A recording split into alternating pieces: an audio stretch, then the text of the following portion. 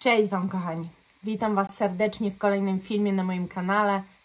W takim wydaniu już mnie widzieliście w filmie w tamtym tygodniu. No ale ja muszę hurtowo nagrywać, bo no chyba rozumiemy się. Trzeba zakasać rękawy, żeby było czas na pracę taką etatową, firmową, że tak powiem. No i postanowiłam, że dzisiaj pójdę już za ciosem, skoro już widzieliście zapachy Hermesa i też Wam tam mówiłam, że właśnie jest jeden z zapachów bardzo tuberozowy i tuberoza, chciałam się zająć tuberozą akurat w zapachach i szczególnie tych, które mam, dlatego że zauważyłam, jak się przygotowywałam do tego filmu, to zauważyłam, że bardzo często są komentarze, że tuberoza zabija większość zapachów. Ja Wam dzisiaj udowodnię, że tuberoza niczego nie zabija, że tuberoza wcale nie musi być wyczuwalna w zapachu, że możemy zapach odbierać totalnie inaczej i że to, że jest tuberoza w danym zapachu, nie oznacza, że jest jakiś wspólny mianownik tych zapachów. Wcale nie musi być. I ja tym właśnie chciałam się dzisiaj zająć i trochę odczarować tuberozę dla wszystkich tych, którzy uważają, że jest to zbyt przytłaczające, zbyt ciężkie i nie sięgają w ogóle po zapachy, gdzie ta tuberoza się znajduje. Zapraszam.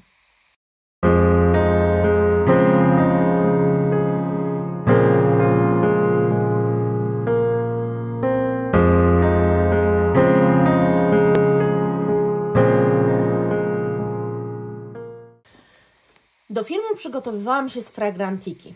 Na Fragrantice jest możliwość wyszukiwania zapachów po nutach, ale też ogólnie po kompozycji.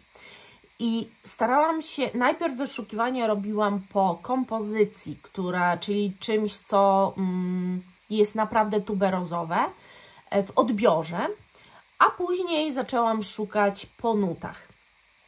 I w sumie większość zapachów, które mam, było po kompozycji, ale też po nazwach jest wiadomo, że to są tuberozowe. Znaczy jeden szczególnie, wręcz się tak nazywa.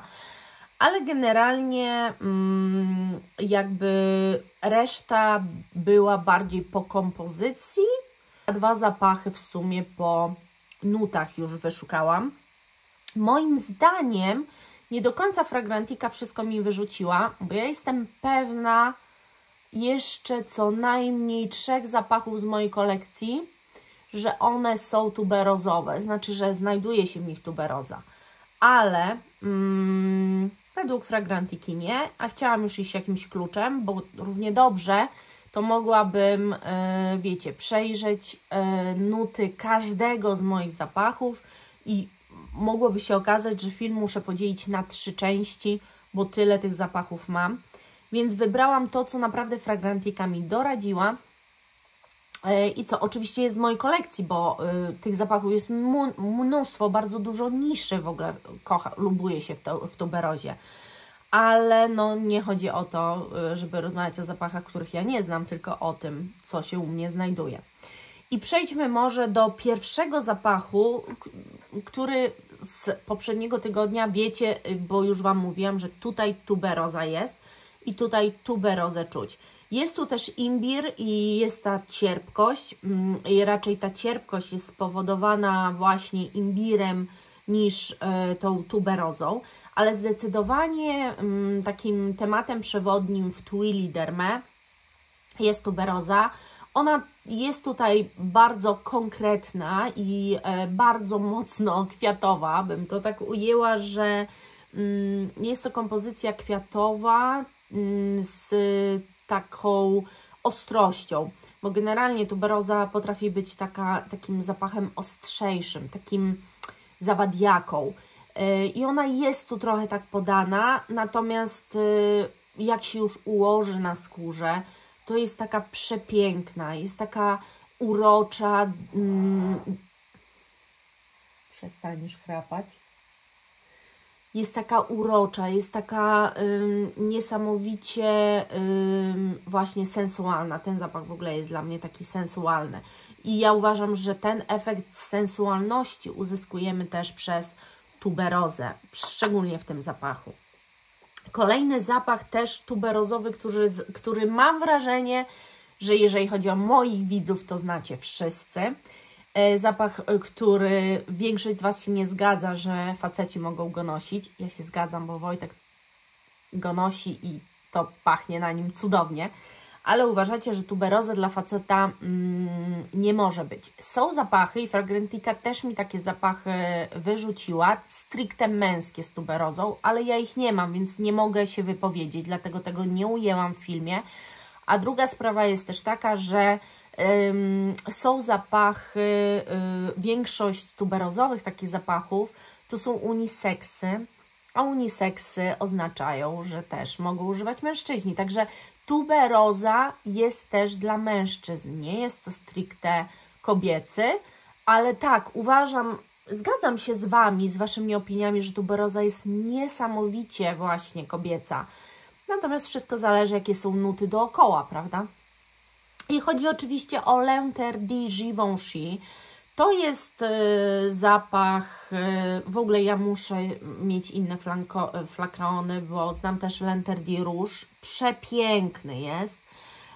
I wszyscy mi też mówią, na TikToku dostałam takie wiadomości, że Givenchy L'Interdit Absolu, czyli ten najnowszy, też jest nieziemski.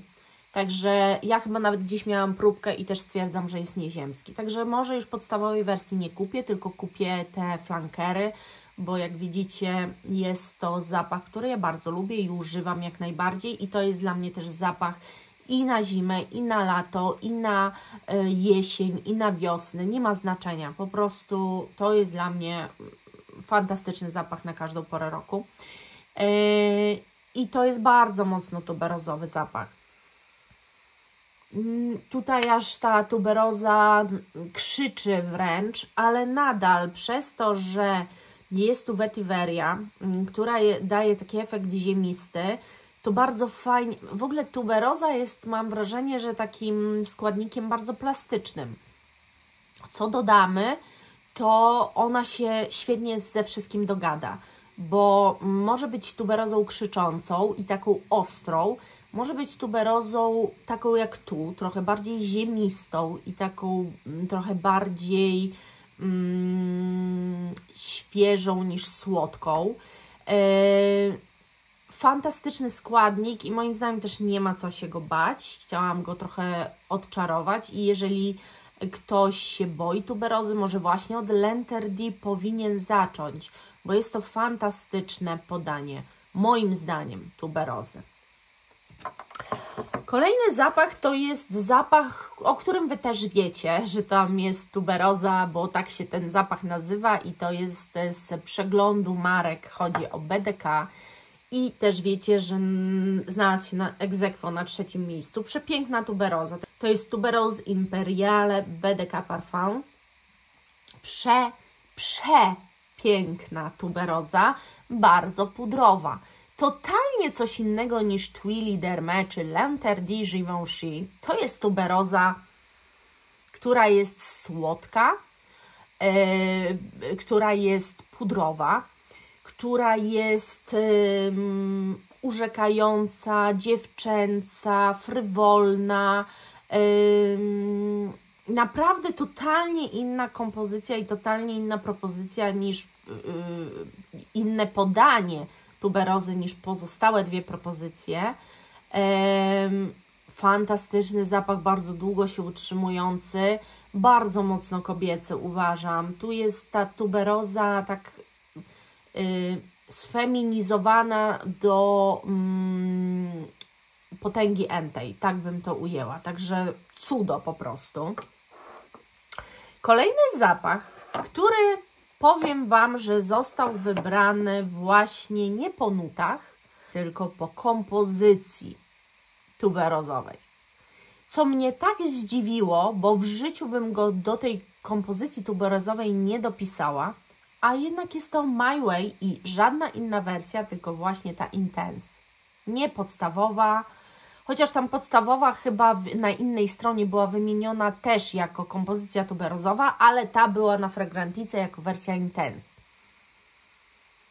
a przecież ja jej w ogóle tego zapachu z tym nie kojarzę. Wąchając czy nosząc je, ja nie odczuwam tutaj tuberozy. Ja raczej tu odczuwam owoce.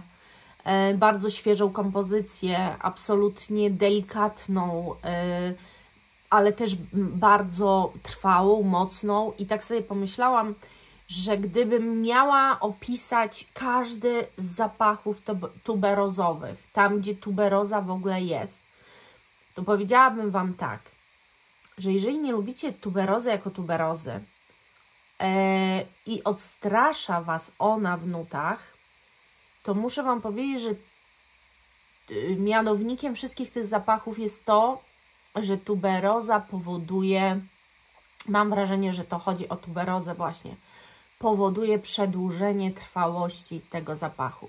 Nie ma tu zapachu, który byłby nietrwały.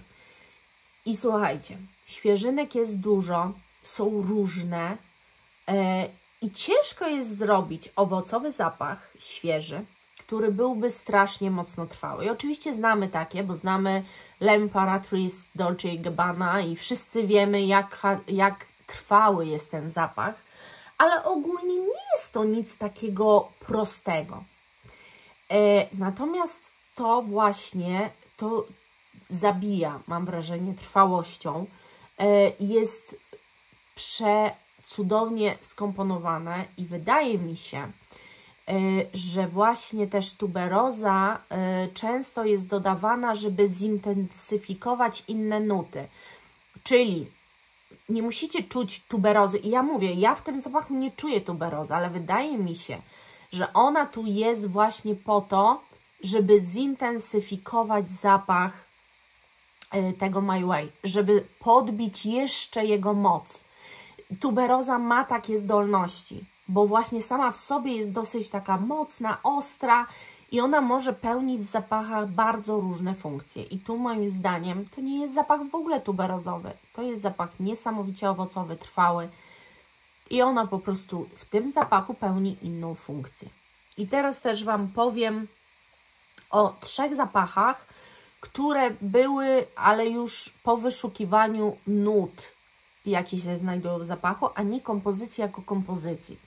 I takie pierwsze moje zaskoczenie to było Good Girl od Caroliny Herrery, ponieważ dla mnie to jest zapach waniliowy, ale kiedy ja się w niego zagłębiam, to jednak przepraszam się z wszystkimi, którzy uwielbiają Carolinę Herrerę i odczuwają ją dużo głębiej być może niż ja, że faktycznie jest tu wyczuwalna tuberoza, bardzo mocno przybita dla mnie nadal wanilią, bo dla mnie nadal to jest waniliowy zapach, ale jest ta kwiatowość, która jest inna niż kwiaty białe, niż różane zapachy. Właśnie mam wrażenie, że tuberoza jest czymś takim wykwintnym, że jest też takim łatwym składnikiem, który podrasuje każdy zapach. I zdecydowanie Good Girl wyczuwa się delikatną tuberozę totalnie zmienioną. Ona jest totalnie inaczej wyczuwalna niż w pozostałych kompozycjach, o których Wam mówiłam. Ale jednak ja wyczuwam wanilię, która tę tuberozę zmieniła. I powiem szczerze, że tu się wyczuwa faktycznie tuberozę. No a teraz 2 zapachy, w których ja nie wiem, ale tak chyba nie do końca wyczuwam tuberozę. I jednym z nich jest Boucheron Quatre Iconic. No dla mnie to jest wanilia, ja nie wiem w ogóle, ale no tu tuberozy zdecydowanie nie wyczuwam. Dla mnie to jest bardziej korzenny zapach, bardziej waniliowo-korzenny, przyprawowy. Natomiast on, jak się ułoży, jest taka specyficzna nuta, której ja nie określiłabym jako tuberoza, ale określiłabym jako taki, nie wiem, kwiat z Madagaskaru albo z jakiejś innej wyspy. To jest naprawdę, w ogóle ten zapach jest przepiękny, jeżeli ktoś nie zna, został polecony przez jedną z Was, bardzo go lubię, chociaż mało go używam, bo mam za dużo zapachów, ale jest naprawdę przepiękny.